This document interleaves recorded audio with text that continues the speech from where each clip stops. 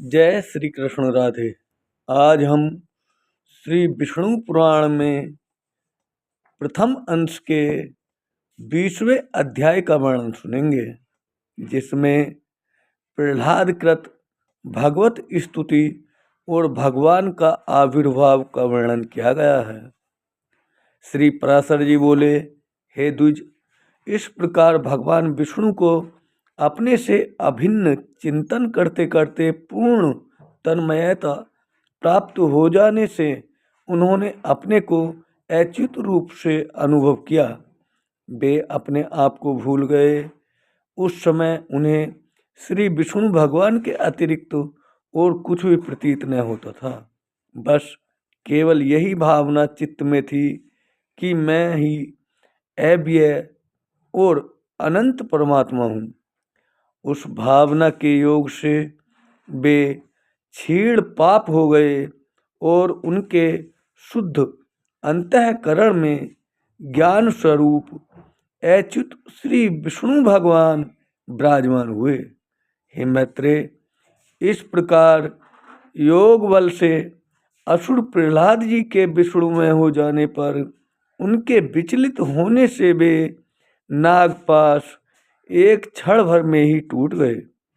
भ्रमणशील ग्राहगण और तरल तरंगों से पूर्ण संपूर्ण महासागर क्षुब्ध हो गया तथा पर्वत और वनों पवनों से पूर्ण समस्त पृथ्वी हिलने लगी तथा महामती प्रहलाद जी अपने ऊपर दैत्य द्वारा लादे गए उस संपूर्ण पर्वत समूहों को दूर फेंककर जल से बाहर निकल आए। तब आकाश आदि रूप जगत को फिर देखकर उन्हें चित्त में यह पुनः भाव हुआ कि मैं प्रहलाद हूँ, और उन महाबुद्धिमान ने मन, वाणी और शरीर के संयम पूर्वक धर्म धारण कर एकाग्र चित्त से पुनः भगवान अनादि पुरुषोत्तम की स्तुति की। प्रहलाद जी कहने लगे, हे परमार्थ, हे अर्थ, हे स्थूल सूक्ष्म, हे क्षराक्षर, हे व्यक्ताव्यक्त, हे कलातीत, हे सकलेश्वर, हे निरंजन देव, आपको नमस्कार है।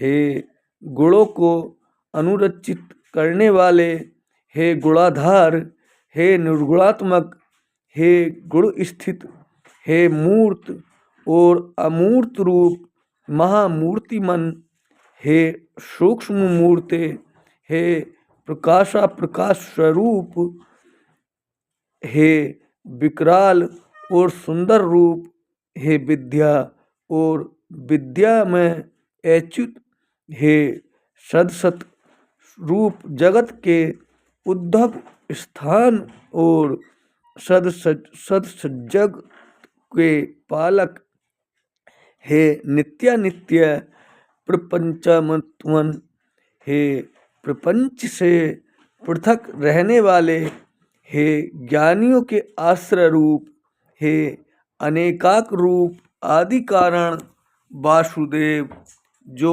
स्थूल सूक्ष्म रूप और स्फुट प्रकाश में है, जो अधिष्ठान रूप से सर्वभूत स्वरूप तथापि वस्तुतः संपूर्ण भूतादि से परे हैं, विश्व के कारण न होने पर भी जिनसे यह समस्त विश्व उत्पन्न हुआ है, उन पुरुषोत्तम भगवान को नमस्कार है। श्री पराशर जी बोले, उनके इस प्रकार तन्मयता पूर्वक स्तुति करने पर पीताम्बरधारी देवादिदेव भगवान हरि प्रकट हुए। हे द्विज, उन्हें सहसा प्रकट हुए देख वे खड़े हो गए और गद्य वाणी से विष्णु भगवान को नमस्कार है, विष्णु भगवान को नमस्कार है, ऐसा बारंबार कहने लगे।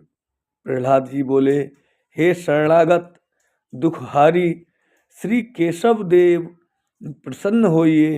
हे अच्युत, अपने पुण्य दर्शनों से मुझे फिर भी पवित्र कीजिए। श्री भगवान बोले, हे प्रहलाद, मैं तेरी अनन्य भक्ति से अति प्रसन्न हूँ। तुझे जिस वर की इच्छा हो मांग ले। प्रहलाद जी बोले, हे नाथ, सहस्त्रों योनियों से मैं जिसमें भी जाऊं उसी उसी में हे अच्युत आप में मेरी सर्वदा अक्षुण्ण भक्ति रहे। अविवेकी पुरुषों की विषयों में जैसी अविचल प्रीति होती है, वैसी ही आपका स्मरण करते हुए मेरे हृदय से कभी दूर न हो। श्री भगवान बोले, हे प्रहलाद, मुझ में तो तेरी भक्ति है ही और आगे भी ऐसी ही रहेगी, किंतु इसके अतिरिक्त भी तुझे और जिस वर की इच्छा हो मुझसे मांग ले। प्रहलाद जी बोले, हे देव, आपकी स्तुति में प्रवृत्त होने से मेरे पिता के चित्त में मेरे प्रति जो द्वेष हुआ है, उन्हें उससे जो पाप लगा है वह नष्ट हो जाए।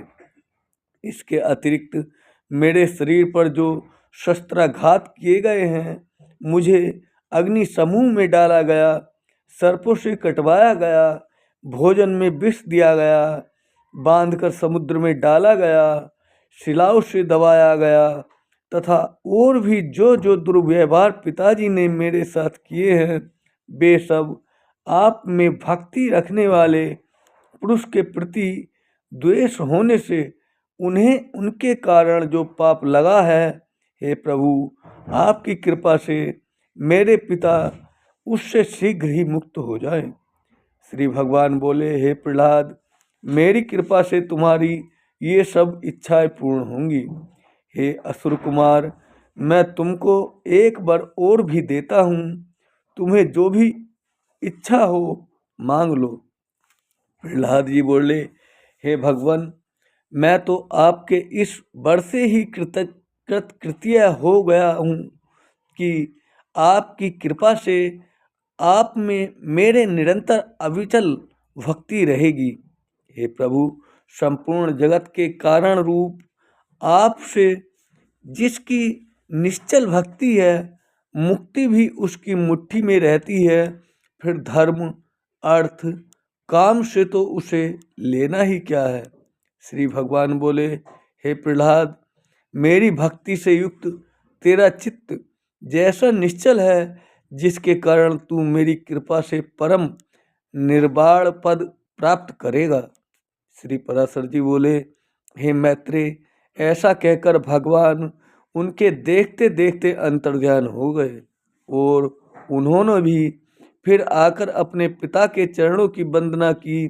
हे द्विज, तब पिता हिरण्यकशिपु ने जिसे नाना प्रकार से पीड़ित किया था, उस पुत्र का सिर सूंघकर आंखों में आंसू भरकर कहा, बेटा, जीता तो है। वह महान असुर अपने किए पर पछताकर फिर प्रहलाद से प्रेम करने लगा और इसी प्रकार धर्मज्ञ प्रहलाद जी भी अपने गुरु और माता पिता की सेवा शुश्रूषा करने लगे। हे मैत्रेय, तदंतर नरसिंह रूपधारी भगवान विष्णु द्वारा पिता के मारे जाने पर वे दैत्यों के राजा हुए। हे द्विज, फिर प्रारब्ध क्षयकारिणी राज्य लक्ष्मी, बहुत से पुत्र पौत्रादि तथा परम ऐश्वर्य पाकर कर्माधिकार के क्षीण होने पर पुण्य पाप से रहित हो भगवान का ध्यान करते हुए उन्होंने परम निर्वाण पद प्राप्त किया। हे मैत्रेय, जिसके विषय में तुमने मुझसे पूछा था, वे परम भगवद्भक्त महामति दैत्य प्रवर प्रहलाद जी ऐसे प्रभावशाली हुए।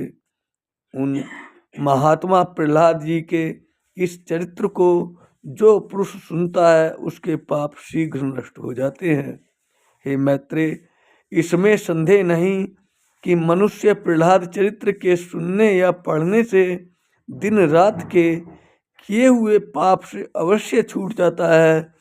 हे द्विज, पूर्णिमा, अमावस्या, अष्टमी और द्वादशी को इसे पढ़ने से मनुष्य को गोदान का फल मिलता है।